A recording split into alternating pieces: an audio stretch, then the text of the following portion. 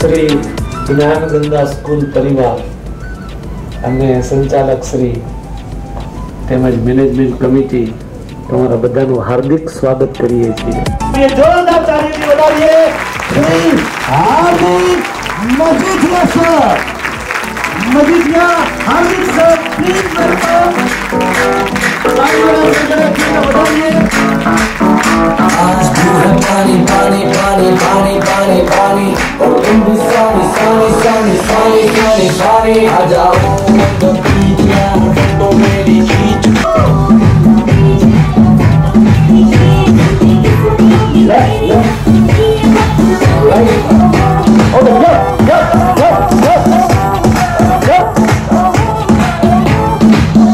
आज हम यहाँ पर मेमोरी के बारे में सीखने वाले हैं, जो मेरा पहला कमिटमेंट है और आज मैं वो पूरा करने वाला हूँ. लेकिन वही लोग सीख पाएंगे जो आज बच्चे बनने के लिए तैयार है. कितने लोग रेडी हैं बच्चे बनने के लिए? तो बच्चा बनना मतलब आपको अपने दिमाग को एक स्टूडेंट की तरह रखना पड़ेगा. कुछ इलॉजिकल चीजें आपको मैं यहाँ पर बताने वाला हूँ. इलॉजिकल मतलब हजम ना होने वाली बातें, ऐसी भी चीजें होगी जो आपको लगेगा ऐसे कैसे मैं बोलूं. बच्चों की तरह आपको बोलना होगा. चीना लगे तो ए फॉर एप्पल जो सर ने बताया, कपिल सर ने बताया, ऐसा मैं आपको कुछ बुलवाने भी वाला हूं तो आपको याद रहने वाला है. आज ही वो जादू आप कर पाएंगे.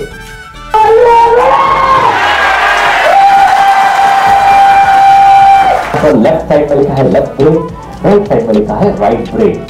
ठीक है, तो बहुत सारे लोग कहीं ना कहीं से थोड़ी थोड़ी इंफॉर्मेशन कलेक्ट कर लेते हैं, उसको पता होता है थोड़ी सी. तो अगर मैं आपको कहूं कि ज्यादा पावरफुल ब्रेन कौन सा होगा, लेफ्ट या राइट, तो मतलब नहीं पता है. ओके, कितने लोग बोलते हैं कि लेफ्ट ज्यादा पावरफुल है? ओके, कितने लोग बोलते हैं कि राइट ज्यादा पावरफुल है? ओके, तो कुछ 10% लोगों ने हाथ ऊपर किया राइट में और लेफ्ट में तो ऊपर ही नहीं किया, मतलब पता नहीं है. तो ज्यादा पावरफुल ब्रेन है राइट. राइट ब्रेन है वो ज्यादा पावरफुल है. मैं अभी आपको डेमो भी देने वाला हूं. मैं आपको अभी डेमो भी दूंगा, आप खुद बोलेंगे हाँ यार ये तो बात सही है. अच्छा पहले देख लेते हैं राइट ब्रेन का काम क्या है. राइट ब्रेन का काम क्या है?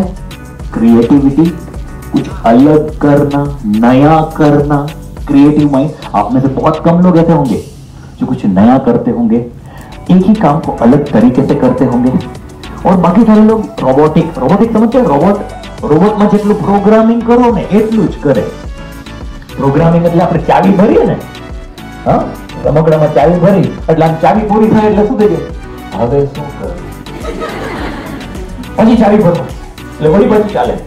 હવે શું કરું? मतलब जो आप बोलेंगे वो मैं करूंगा, मेरा दिमाग में नहीं चलाऊंगा. उसको बोलते हैं रोबोटिक लाइफ. आपको यहाँ पर जो स्क्रीन पे ये फोटोग्राफ, इसमें यही है. लेफ्ट साइड में कौन सी लाइफ है? Robotic life. राइट साइड में कौन सी लाइफ है?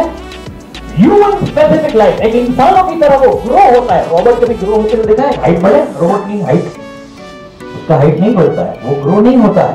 लेकिन एक इंसान की तरह अगर आप जिंदगी जीना सीख लो, आपको लगे नहीं इंसान ही तो हो गए, इंसान की तरह तो जिंदगी नहीं, कुछ लोगों को नहीं पता है. वो इंसानों की तरह जिंदगी नहीं जी रहे हैं, वो ग्रो नहीं हो रहे. कुछ लोग मन ही मन बोल तुम्हारे आगे वजूद नहीं, હું જ્યાં છું હું ત્યાં રહીશ, કઈ સડી કરતા નહીં, બધું જ બરાબર ચાલે છે. નાનું ઘર છે, નાની ગાડી છે, નાનું બચ્ચું છે, બધું બરાબર છે, કાંઈ નવું નથી કરવું.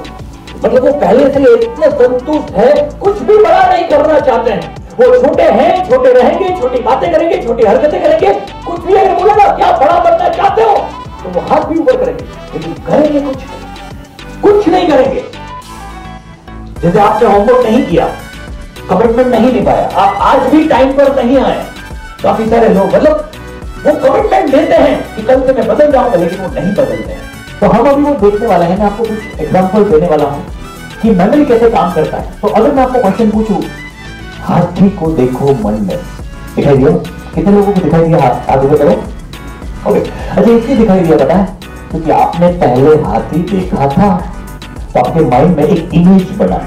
आपके माइंड में एक इमेज बना हाथी, क्योंकि आपने पहले देखा था. अगर मैं आपको बोलूं बुजुका, वो क्या होता है? क्योंकि आपने कभी देखा नहीं, तो आपके माइंड में कोई इमेज बनाया नहीं. अगर मैं आपको कहूं कि आप जैसे कि आपके फादर को मत देखो, तो वे आपके माइंड में फादर का चेहरा देखा, मतलब माइंड है वो ना नहीं समझ सकता, कुछ भी बोलते हैं तो उसका इमेज बनने लगता है माइंड में, ठीक है। तो अगर मैं आपको कहूं कि आप मुझे देखते हुए, आप मेरे को देखो, मेरे को देखो, मुझे देखो, मेरे फेस को देखो, बालों को देखो, माइक को देखो, और फिर ये मुझे देखते हुए हाथी को इमेजिन करो, हुआ? आपको फिर भी दिखेगा, हाथी दिख रहा है ना?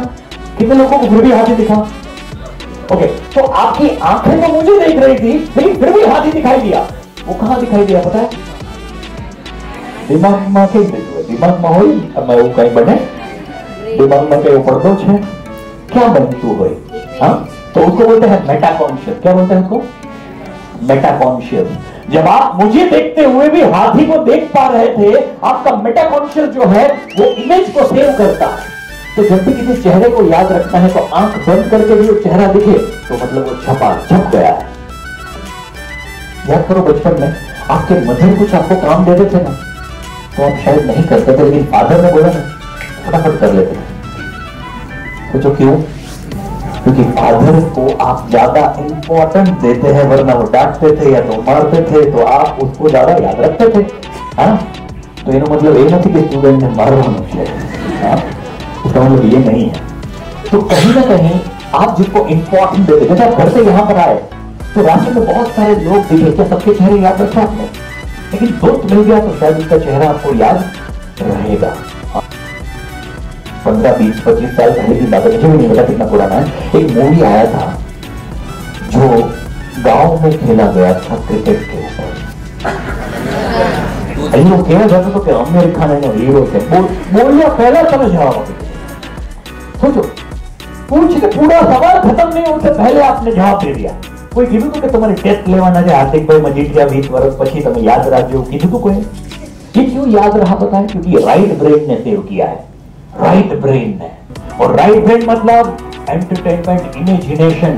जब मैं कुछ बोलता हूं, जैसे कि मैं बोलूं, आप जब जंगल में जा रहे हैं, राइट साइड में रेड गुलाब है और लेफ्ट साइड में व्हाइट गुलाब है, दिख रहे हैं? वो कहां दिख रहे हैं? मेटाकॉन्शियस में आप कहानी बनाते, जब आप स्टोरी फॉर्म में जब अपने स्टूडेंट को कुछ बताते हैं, एक इमेजिनेशन बनता है, तो वो जल्दी याद रखते हैं। अगर मैं आपको कुछ सलाह दूं, कि जो बनेवा मित्र नहीं बनावाना, तो एक सलाह है, सलाह में कोई इमेजिनेशन नहीं बनती। जब आप कुछ सलाह देते हैं, जब आप किसी को राय देते हैं, तो कोई इमेजिनेशन नहीं बनता। लेकिन मैं कहानी सुनाऊं कि बुरा दोस्त बनाने से क्या प्रॉब्लम हुई थी ये व्यक्ति को, तो आप जल्दी याद रख लेते, क्योंकि वो थर्ड पार्टी के बारे में है, क्योंकि वो थर्ड आपके बारे में नहीं। जब अपने ऊपर कुछ आता है ना, तो आप नहीं एक्सेप्ट करते हैं। तो ये एक कुछ साइकोलॉजिकल बातें हैं, कुछ मेमोरी की बातें हैं जो आज हम यहाँ पर करने वाले हैं। ओके, हाँ, तो आंख बंद करके जोर से बोलना है। मैं कहा माइक देते थे 0 Z S 1 टाई 2 मी 3 मा 4 रे 5 लक्स 6 जो 7 की 8 फॉक्स 9 फॉक्स। जोड़े हमारे होना चाहिए। Thank you so much sir, thank you so much. आपने एक चीज महसूस की कि आप एक्चुअल में बच्चे बन गए थे।